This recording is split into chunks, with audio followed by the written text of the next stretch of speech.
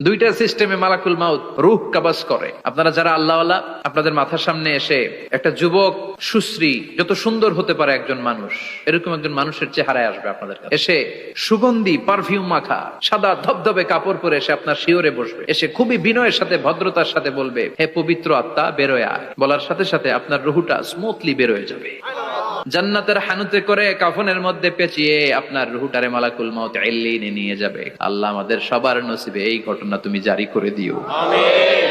আর যারা ইসলাম মানে নাই, কোরআন মানে নাই, বিশ্ব নবীরা মানে নাই, তাদের সামনে কুৎসিত আকৃতির একটা ভয়ঙ্কর চেহারা নিয়ে আসবে। যত খারাপ হতে পারে একজন মানুষের চেহারা, যত দুর্গন্ধ যুক্ত হতে পারে একজন মানুষের দেহ, বিদঘুটে ভয়ঙ্কর রাক্ষসে এক চেহারা নিয়ে আসবে। মুমিনের সামনে এসে যেমনি ভদ্রভাবে বসে যায়, সে এরকম আসবে না, সে ত্রাস সৃষ্টি করবে। ওনারা দেখলে আপনার পিলে চমকে যাবে। ভয়ঙ্কর দুর্গন্ধযুক্ত কালো একটা ড্রেস পরে আপনার সামনে এসে এমন ত্রাস সৃষ্টি করে বসবে, ওইটা